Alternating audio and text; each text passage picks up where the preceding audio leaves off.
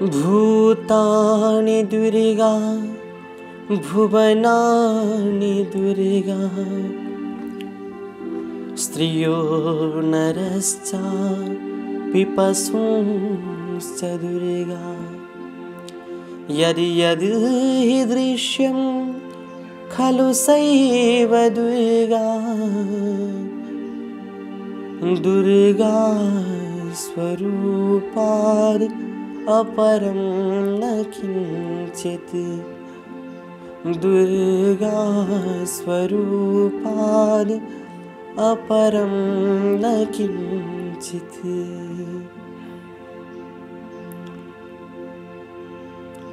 आदरणीय सन्तालो भक्त सज्जन, आउनुहोस् आजको यस सत्रलाई हामी प्रारम्भ गरौँ। तत्पूर्व जगत जननी दुर्गा माताको चरण कमलमा कोटि कोटि वन्दना गर्दै पुष्पाञ्जली अर्पण गरौँ। सबैले आफ्नो हातमा फुलपाती ग्रहण गर्नुहोला।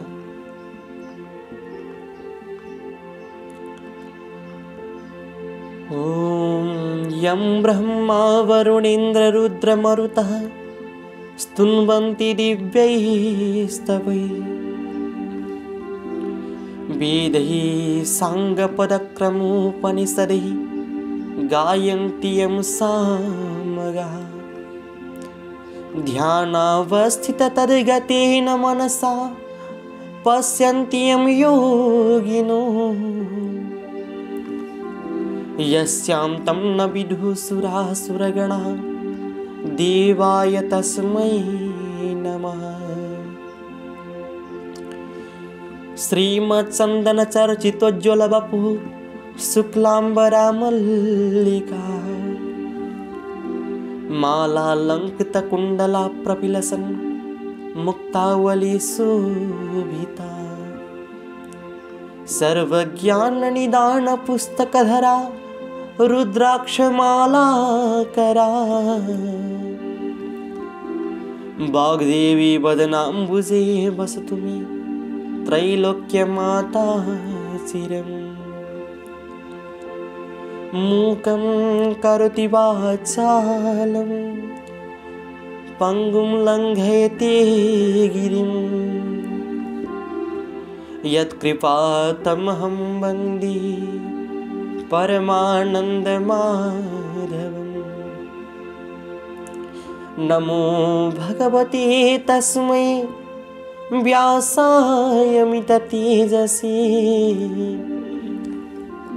यस्य प्रसादाद् वक्ष्यामि नारायणकथामिमाम्।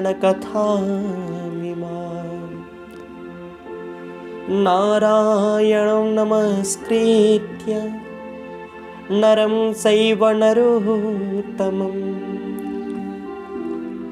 देवीं सरस्वतीं व्यासं ततो जयमुदीरये। देवीं सरस्वतीं व्यासं ततो जयमुदीरये। जगत जननी दुर्गा माता को, श्री सुस्तानी परमेश्वरी माता को जय। कुमार जी आज्ञा गर्नुहुन्छ।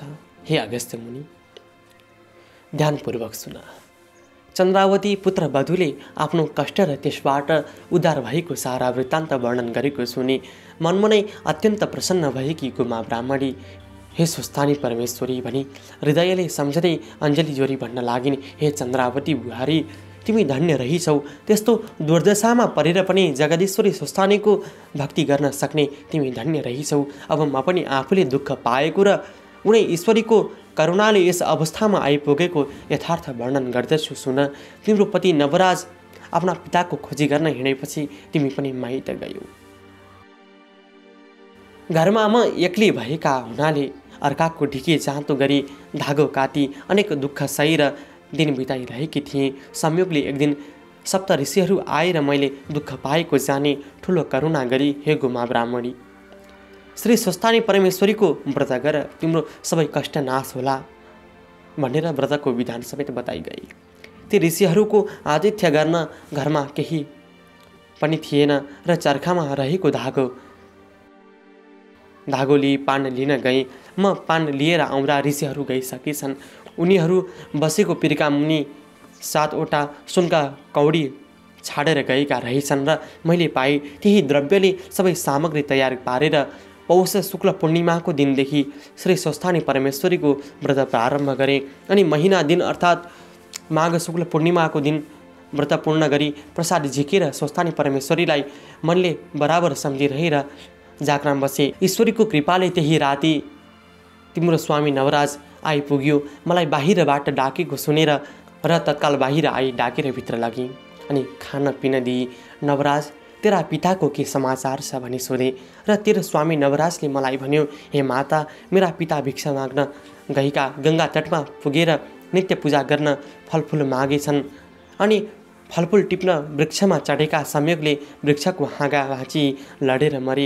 यति नवराजले भनेको सुनि म शोक गर्न लागेँ अनि नवराजले मलाई शोक चिन्ता नगर्नुहोस् भनी बुझायो र हे माता, आज यति रातसम्म नसुतेर किन जागराम गरेर बसिरहनु भएको भनी सोध्यो र मैले भने, हे पुत्र, हे नवराज, श्री स्वस्थानी परमेश्वरीको व्रत गरेर उनै जगदीश्वरीलाई सम्झेर जागराम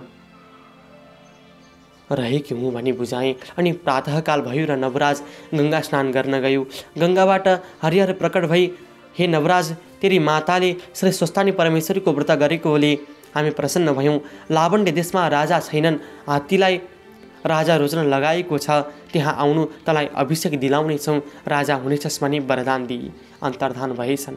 र नवराजले घर आई मलाई सम्पूर्ण वृत्तान्त सुनायो अनि मैले श्री स्वस्थानी परमेश्वरीको प्रसाद दिई। हे पुत्र, हरिहरको वरदानले लावण्य देशको राजा बनेस् भनी आशीर्वाद दिएर यहाँ पठाए र उनी ईश्वरीको कृपाले यो ऐश्वर्य पाई सुखी भयो। अब पनि बाचुन्जेलसम्म सधैँ श्री स्वस्थानी परमेश्वरीको कृपाले यस लोकमा सुख सन्तोष र सम्पत्तिको भोग गरी परलोकमा परमगति कैलाशवास होला। यति उपदेश दिई आफ्नो बितेको यथार्थ वर्णन गरिसके फेरि अरू पनि अर्थी दिन लागिन्। तिमी चन्द्रावती र लावण्यवती दुवै बुहारी सुन।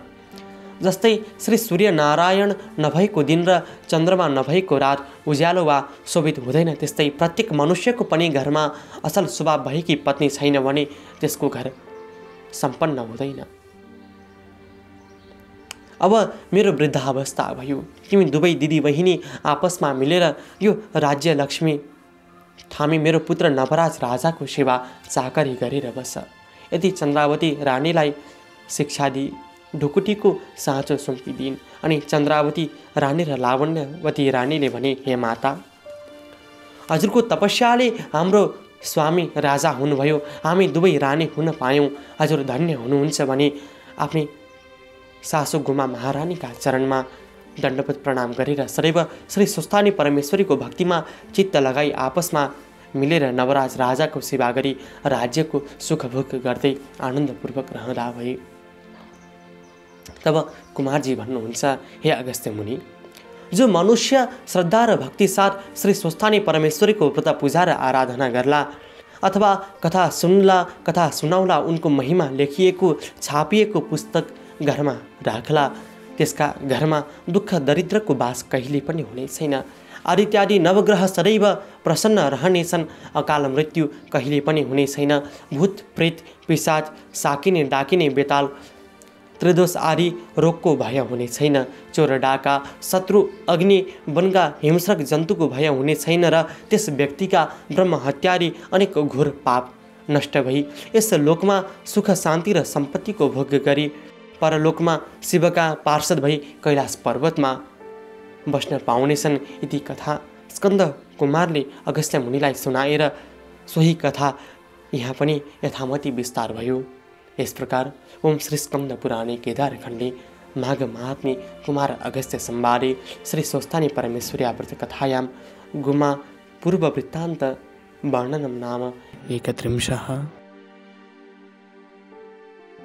भक्तजन, इस प्रकार पौष शुक्ल पूर्णिमादेखि आज माघ शुक्ल पूर्णिमासम्म जगजननी दुर्गा माताको श्री स्वस्थानी परमेश्वरीको व्रत हामीले गऱ्यौँ।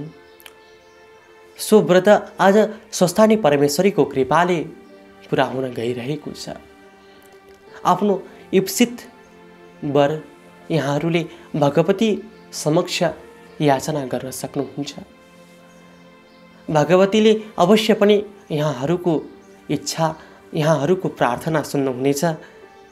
यहाँहरूको चित्त सदा सर्वदा भगवतीको चरण कमलमा लागिरहोस् र जगज्जननी दुर्गा माताको कृपा वर्षा सदा सर्वदा हजुरको माथ बर्सिरहोस्। ओम। आउनुहोस् यस सत्रलाई बिट मार्नु पूर्व श्री स्वस्थानी परमेश्वरी माताको चरण कमलको ध्यान गर्दै भगवतीको चरण कमलमा पुष्पाञ्जली अर्पण गरौँ। त्यसका निम्ति सबैले आफ्नो कर कमलमा फुलपाती लिनुहोला। उपनयतु मङ्गलं वः सकल जगन् मङ्गलालय श्रीमान् दिनकर किरण निबोधित नवन्नलिनदलनिभीक्षणः कृष्णः काली वर्षतु पर्जन्यः पृथिवी सस्यशालिनी देशोऽयं क्षोभरहितो ब्राह्मणाः सन्तु निर्भयाः अपुत्राः पुत्रिणः सन्तु पुत्रिणः सन्तु पौत्रिणः निर्धनाः सधनाः सन्तु जीवन्तु शरदां शतम् तत्रैव गंगा यमुना च तत्र गोदावरी सिंधु सरस्वती च तीर्थानि सर्वाणि वसन्ति तत्र यत्राच्युतोदारकथा प्रसंग या कुन्देन्दुतुषारहारधवला या शुभ्रवस्त्रावृता या वीणावरदण्डमण्डितकरा या श्वेतपद्मासना या ब्रह्माच्युतशङ्करप्रभृतिभिः देवैः सदा वन्दिता सा मां पातु सरस्वती भगवती निःशेषजाड्यापहा कायेन वाचा मनसेन्द्रियैर्वा बुद्ध्यात्मना वा प्रकृतिः स्वभावात् करोमि यदि यद् सकलं परस्मै नारायणायेति समर्पयामि नारायणायेति समर्पयेतत्।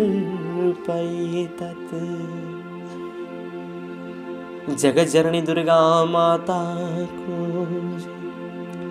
श्री स्वस्थानी परमेश्वरी माता को जय। श्री सांब सदा शिव भगवान को जय।